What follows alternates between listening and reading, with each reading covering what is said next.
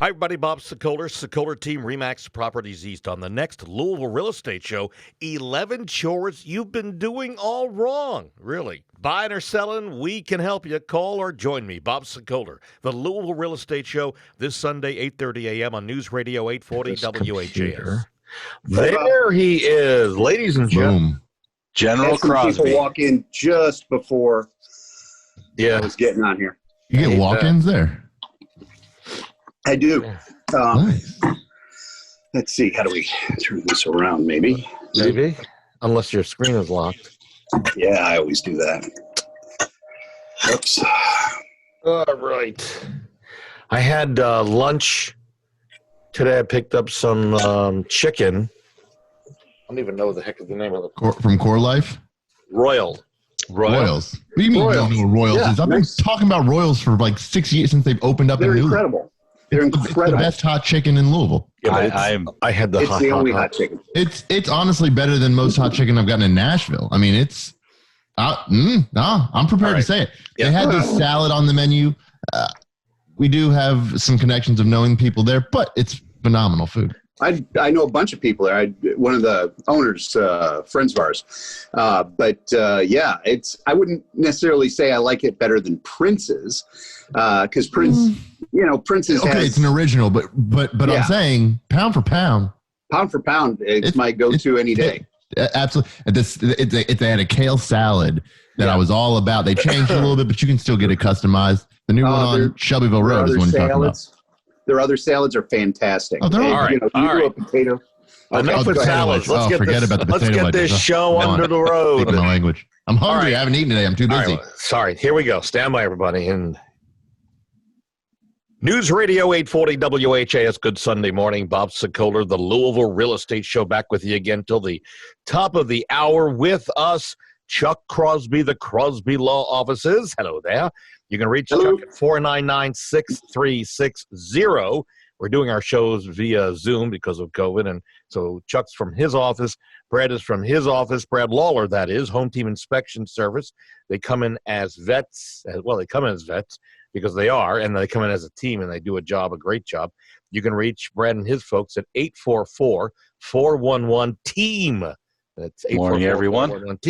Good morning, Brad. My son Greg is joining us as well, who does our marketing, photography, and so much more. And you can reach me, Bob Sokoler, at 376-5483.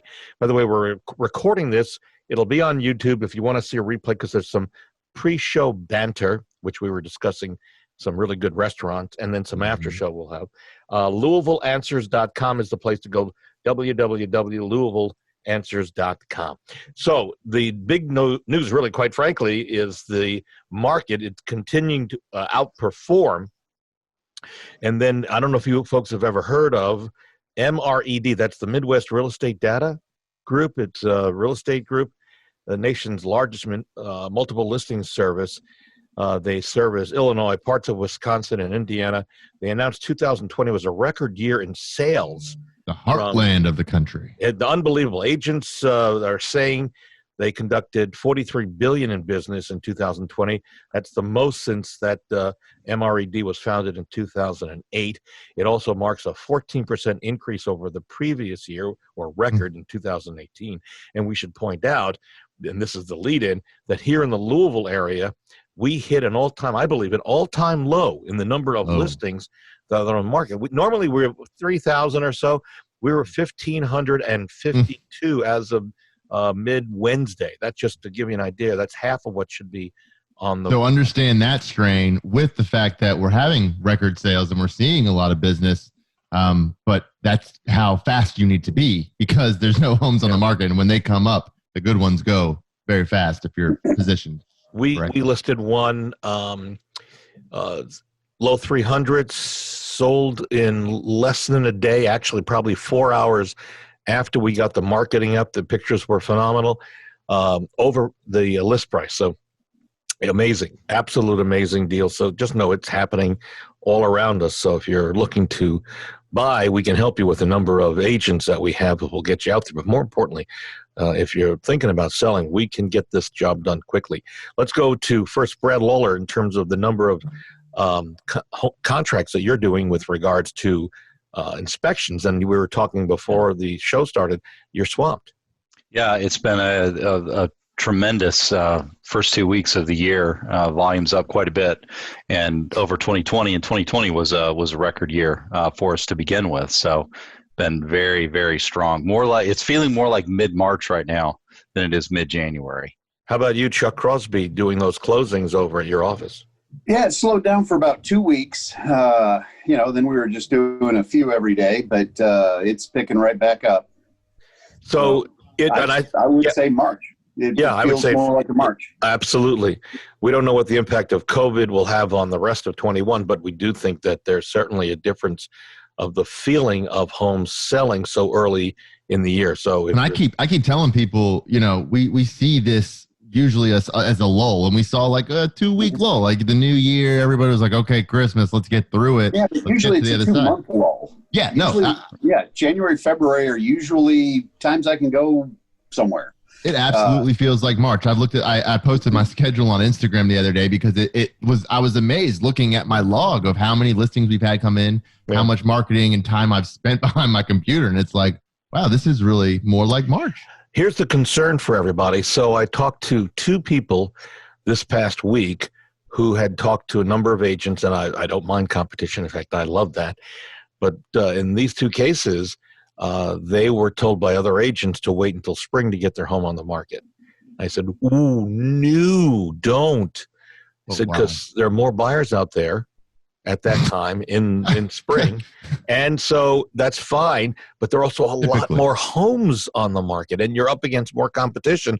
I said, you're much better getting it on the market sooner, like next week, than later when you've got more competition, because you're going to be looked at by a lot more people who are hungry to get a home. Yeah, I mean, historically, that was the notion when there was a slow period in January, but we're not experiencing the loss of the buyer pool. And the only thing that we could really tell you is, honestly, okay, your pictures without leaves on it. But I'll tell you, I just did one in Norton Commons today, actually, and we've got the trees in front of the homes, and it looks better because the tree's not covering the front of the house, so I got a better picture today with a nice blue sky. Mm-hmm. So the 2020 migration trends for U-Haul are out. Did you know U-Haul tracks? Yes. 50 states, they omitted Hawaii for obvious reasons, because that could be a problem if you drive in the U-Haul across. Yeah. And here's the takeaway. Tennessee was number 1 for the first time. Coming in second, and this is not the first time that this has happened, Texas. But here's some good information. So these are people moving from one location to another location, and I presume that these are people moving to Indiana, now ranked 12th. That was last year, they were number 9, but here's the big story. Kentucky ranked 18th. Last year, it was 37. So we're seeing an influx of people coming our way. All right, we've got questions because of the COVID show, and we're limited on what we're able to do in terms of technology, so we can't take your phone calls directly. You can email me any question. We'll get it on the air. Send an email to bob@wesellouisville.com and just put question in the subject line, and then just write the question in the email itself. So this one is coming from Junior. So Junior had an inspection when he bought the house, and it was noted, and he makes a point of saying that this was a home team inspection that was done. Home team noted that it was a Federal Pacific panel. Junior and his agent at the time, a number of years ago, decided not to ask for a new panel when they bought the home. But now he's about to sell the home, and he's wondering, should he disclose on the disclosure that he has a Federal Pacific panel? We'll go to Brad, and then Chuck, I'm going to go with you on the legal side of this if there's any legal implications.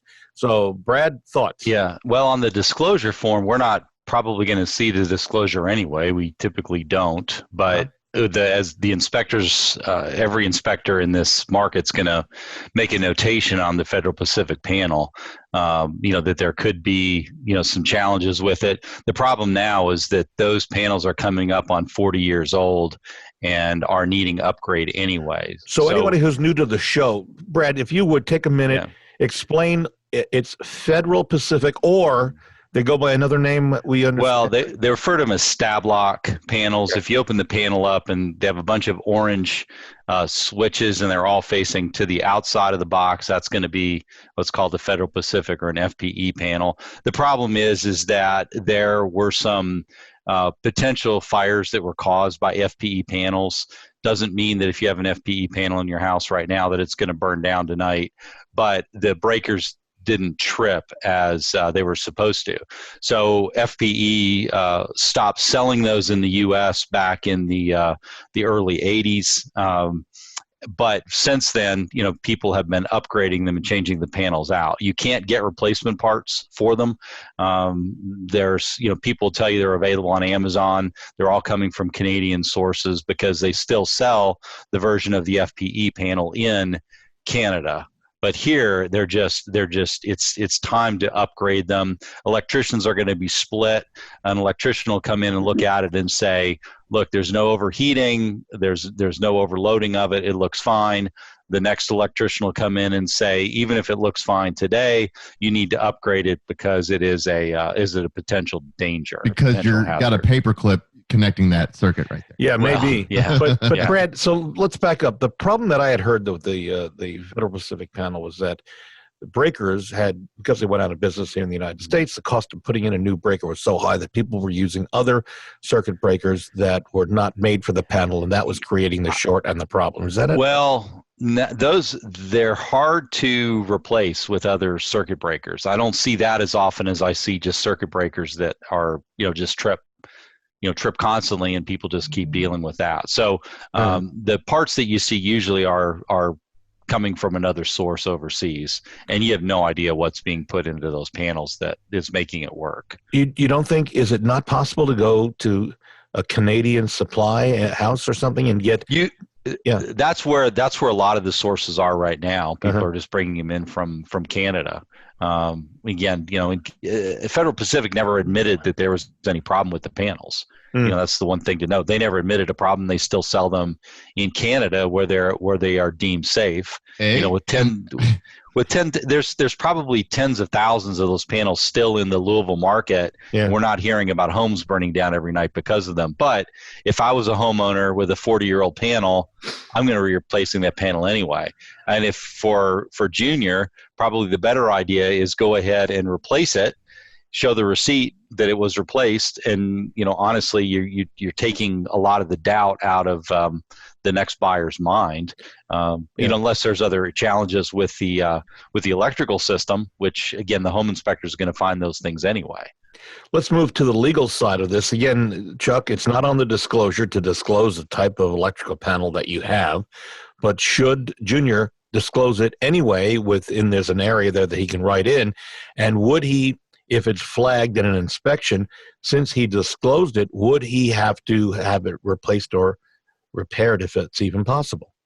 Okay, well, as to the first part, I don't know anything about these kind of panels. If they are inherently dangerous, then yeah, you ought to disclose it. If it's just an old panel that is perfectly safe otherwise, because I'm sure that, and I've never done any study on this, but Brad, have other panels overheated and caused fires other than this one? Yes. That are currently in use? Yes. And are Yes. currently being sold and serviced and Yes. and get It's not like there was a recall on this panel where they know, hey, if you have a Federal Pacific panel in your house, you need to get it out now. That would be different. Barring that, I don't see any requirement to disclose it. But if you can't be hurt for over disclosing. So that's where I'd fall on it. Now, as to if you disclose it, then they pick it up and they ask for the repair. Does that somehow give you any extra rights not to replace it? I don't think so at all. Whether you disclose it or not, they still have the right to say, hey, we would like this replaced, and you're still in the same position of saying, yeah, no, or I'll give you some money to take care of it yourself. Got it. It almost begs the question if our board needs to take a step, just like they do with HVAC. And I know people are going to hate me saying this, but water heater age, HVAC age. Yeah. electrical box age, and then you could go by and say, okay, if you're disclosing it, because if you disclose, you could over disclose in this case, because if you're pointing to something saying, hey, but again, known or should have known, it gets into that gray area of what do you know. Yeah, well, I keep thinking about somebody like me, though. I mean, I'm fairly well educated, but you show me a panel, I'm not going to know the difference between it and a bologna sandwich. Right. Well, I might differ with you on. Well, yeah, you know your way around a kitchen. I know you know what a bologna sandwich is. Yeah. You're not going to put a Federal Pacific panel in your mouth and take a bite out of it. So. I get hungry enough. You never know. You never know. Radiator nachos is all I got to say. Got it. There you go. But the fact of the matter is, the more detail you put on the disclosures with the board and the other documents, the more you're putting a burden on the seller to know things. I just wonder, at what point do you get to where it's up to the buyer to figure this stuff out? Caveat emptor. Gotcha. It's already a 5-page federal disclosure. So, yeah. I think the takeaway on this, because we got to cut for a break, the takeaway is if you go down to your panel, wherever it is, if it says Federal Pacific on it, go on the internet and do some research. Because you may decide, I don't want to live with this panel. It's time to call an electrician to at least certify the panel is in working order correctly or to have it replaced. All right. We're going to take a break. When we come back, we've got a lot more coming your way. And one of the things, red flags, that you may find that you're buying a home that's got problems. Coming up, we'll talk about that. With us here in the studio, it is Chuck Crosby, the Crosby Law Offices at 499-6360, actually from his studio, which is his office. Brad Lawler, owner of Home Team Inspection Service, 844-411-TEAM. Also, Greg, my son, does our marketing, photography, and so much more. And you can reach me on my cell phone, Bob Sokoler. We are looking for homes. That's what I do daily, is trying to find homes for buyers. 376-5483. Want to hear what people are saying about us? Go to LouisvilleSellersTalk.com. You want to read what they say? Go to LouisvilleZillow.com. We're back in a moment on News Radio 840 WHAS. Hey, Chuck, try to get a little closer to your microphone on your unit. Yeah, there's a little echo. All right, coming back. Here we go in 3, 2, 1. News Radio 840 WHAS. It's the Louisville Real Estate Show. Bob Sokoler. You can reach me, and thank you, by the way, Barbara Corcoran. You can reach me at 376-5483. Barbara is a mentor. You see her on Shark Tank, and I certainly appreciate her friendship. Also here, Brad Lawler, owner of Home Team Inspection Service, 844-411-TEAM, to get Brad and his team on your side. And Chuck Crosby, the Crosby Law Offices at 499-6360. Chuck does an incredible job when it comes to getting a closing moving forward, and he's also entertaining and a lot of fun as well. So I highly recommend Chuck to do closings, wills, and as he says, if he doesn't do it, he knows someone who does. Did I get it right that time? You got it that time. Good. So here's another question that had come in, and we'll talk about these problems in just a minute. It's a Billy who closed on a home. Heating stopped working 2 days after Bill moved in. Can he sue the seller, Chuck? Say that again? He bought a home. He closed on it. Heat stopped working 2 days after he moved in. Can he sue the seller? Did he do an inspection? There's a lot of variables here. He doesn't say in this, yeah. Yeah, there's a lot of variables. If the seller somehow managed to hide it and knew or should have known there was an issue. There it is. Yeah, then should have known. Then you start figuring out what's going on. Could have been an inspector that missed something. Mm-hmm. I mean, there's all kinds of variables going on. Obviously, the first thing I always tell people to do is get it fixed. You got to get it fixed. And that also is the baseline for your damages. So rather than sit around going, oh, can I sue somebody for the amount of money so that I can replace this? No, what a judge is going to want to see is you replaced it and this is what you had to spend. Mm-hmm. So too many variables to say, yeah, let's go sue a seller. But there's there's some information that needs to be dug up. But first one is get it fixed. Get it fixed. So there's a reason I went to that question, because quite frankly, it leads directly into their topic for the week, which is how to tell if the home you're buying has some red flags and some of the things that surround the red flags. For example, corroded air conditioning vents. Brad, you want to extrapolate on that? Well, I mean, you're going to see those when the system is not operating correctly and you've got high levels of humidity in the house. Is where you're going to see a lot of that corrosion coming from. You'll see the rust. When you say vents, are we talking about like the vents on the wall? Yeah, your supplies. Yeah. Mm-hmm. Yep. Or loose hinges on cabinets. It's a nuisance. Tighten those up. Leaky faucets. These are things that you as a buyer walking through a house need to make note of.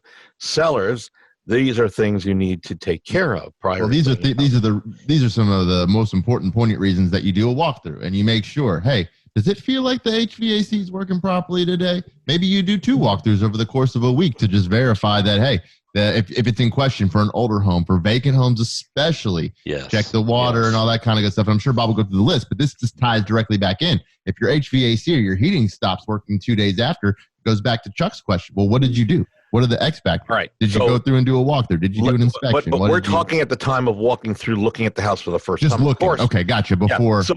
So the concern is there's such a demand for homes, you may overlook some of the stuff, but these are key things to look for. You ready? And a lot of people overlook them on purpose now. Yeah, because of that, right, because it's such a hot market. You got to make a decision here. So here's some help.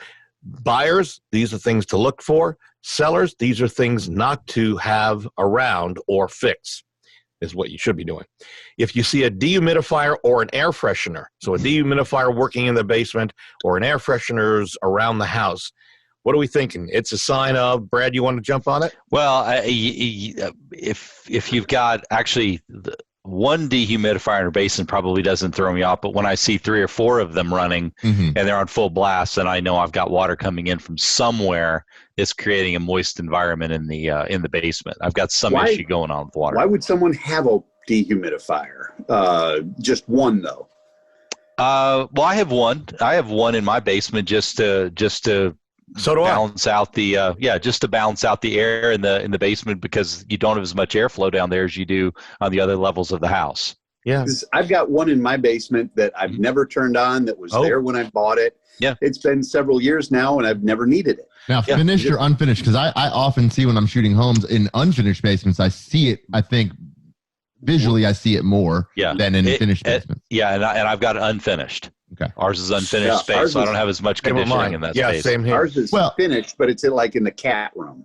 Well, right, and what Brad's talking about, and to speak to the airflow of the home, right, is that when you have a finished basement, chances are you've got your registers and returns set up to where you have more airflow. In those unfinished basements, the reason I see it more is because they just don't have that airflow. But 2 things, Chuck. 2 things. One, try turning the dehumidifier on for a couple of weeks and see, and report back if you don't mind, see if the basin that collects the water has accumulated water, because that could be a telltale sign that there's extra humidity in the air, because you can set the humidifier to a specific humidity. And the second thing, and probably more important, your cats have their own room? Of course. Oh, okay. Of course. Cat owners do that, Bob. Yes. No, your dogs used to have their own room in the old house. I know that, but their own room. Yeah, we cats deserve the same thing, Bob. Too. All right, moving forward. Strategically placed planters or shrubs near the home's foundation. Brad, you want to speak to that? Again, quick, because we have a lot.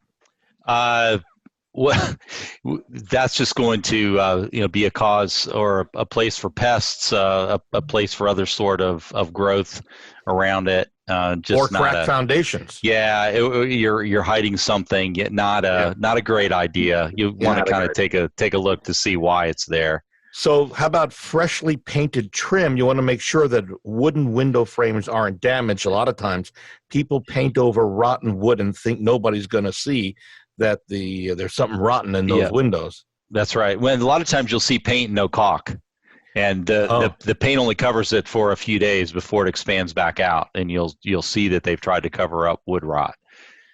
How How about a fresh coat of paint on the ceiling? I don't know if you as a buyer can walk through and see it, but yeah. You can. Yeah, because a lot of times they don't paint the whole ceiling. They just paint over the spot where the water stain was because of the roof leak. That's actually the very first thing that our inspectors do is we send somebody upstairs to visually look at all of the ceilings in the uppermost level of the house to see where water might have been coming in or where stains have been covered up. So here's a tip for buyers. When you're going into a home, look at the disclosure as you're walking in, see if there's anything about leaks or stains or drips or water leaks, basically. And then as you're going through the house, if you like the house, just make sure that it doesn't look like this patched up paint, because that could have been a sign that something was omitted.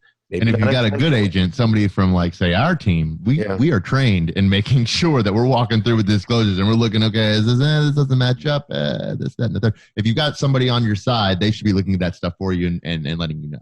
Finally, I would tell you, you don't want to do this, but an inspector will look to see the HVAC system and the heat and where the ventilation is, and if there's been a new filter put in. Brad, your people still pulling the filter to see if it's dirty?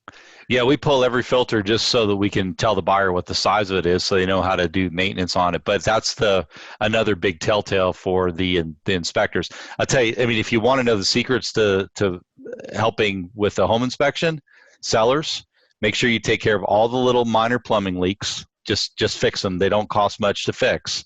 But all those little drips under the cabinets that are creating an environment for mold, take care of those. And please get your HVAC system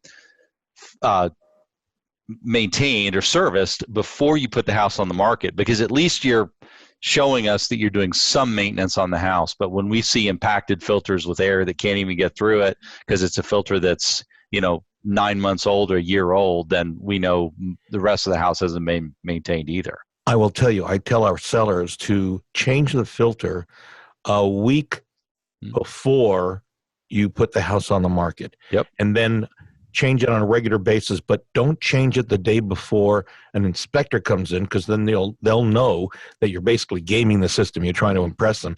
But if there's a little dirt there, they'll at least know, oh, well, this is a pretty well-maintained home. Mm-hmm. Yep. That's right. Yeah. So those are some of the things that you want to look for. So buyers, be aware, these are little things, little tells, little signs as you're going through it. And again, as we've been talking throughout the show, as hot as the market is, it may not be something that you want to really be concerned about because there are so few homes. But if you're concerned, this is something to look at. And for sellers, I would tell you, these are things to look at. One more thing I'll add on this, Brad. This is a good reason to get a pre-inspection by Home Team or any other inspection company out there, because they will find things, and including reversed negative and positive lines on the electrical outlets. Now, an experienced homeowner can go out to a big box store, get the tester that you guys use, plug it in. It will tell them if there's a reverse line, and if you feel comfortable, make the change yourself, which will save them, the homeowner, $60-$75 to have each outlet reversed. Yeah, it's well, plus the service call for the electrician to come out there. But yeah, I think that the benefit of the pre-inspection is you've got a rough idea of what work needs to be done, and a home inspector is not a commissioned salesperson, so they're not trying to sell you anything. They're just telling you factually, here's what we find, and then you've got a checklist of things that you either want to repair or just disclose. And sellers disclose, because Chuck, as you would tell anybody who decides not to reveal something that should have been on the disclosure, what's the advice as an attorney that you would give to those potential sellers? Save some money up for the judgment. Because you can take the seller. Absolutely. If you misrepresent the condition of the house, that is a lawsuit. That's the classic scenario. You hide something, you cause them not to be able to find it, and there's going to be evidence. They'll turn around and come after you. And in this day, with $2,500, the limit for small claims court, it's easier than ever to go for something small, and then you bring in an attorney, and then you go in for more bucks. Yeah. All right, guys, we are out of time. It went fast, and I had a lot more questions. We'll try to get to those over the next couple of weeks. Once again, we want to thank Chuck Crosby, the Crosby Law Offices, at 499-6360. Thank you, Chuck, for being here. Good to be here. Brad Lawler, owner of Home Team Inspection Service, 844-411-TEAM. And by the way, for the sixth year in a row, Brad, they are the sixth year number one home team inspection service in the country. Thank you for being here. Thank you. My son, Greg, who does such a great job with our marketing and photography and so much more. And again, we continue to look for homes to sell. You can reach me anytime, day or night, on my cell phone, 376-5483. To see a rebroadcast of the show, go to LouisvilleAnswers.com. And also, if you want to see what people are saying about us, go to LouisvilleSellersTalk.com or read about us, LouisvilleZillow.com. We are out of time. I will see you with our team next Sunday right here on News Radio 840 WHAS. All right, guys, you know what? The chicken is coming back on me. The one problem I have with Royals is they don't have bone-in. You're right. I guess that's true. No, they don't. None of those. I mean, well, yeah, you're right. No, they stick to their thing. Yeah. Yeah. And I mean, but okay, Bob, coming back up on you because you didn't have the bed of salad first. You probably I know. Plus, I went with the Tennessee. Oh, you went with forget about it. So it's not. You went Gonzo. I did. I went crazy. So that's if not you go for the Prince's version, that's just insane. That's just heat for heat's sake. Yeah. I won't. I like it hot, but I want to taste what I'm eating, not. But the thing that gets me, they're just the usual salads, like a potato salad. It's just good. The coleslaw was good too. Yeah, I had the coleslaw. Yeah. All right, you guys. I'll see you in a couple of weeks. Thank you as always. We will talk. Greg, take care, and I will see you down the road here. All right. See y'all later. Be good. Bye-bye.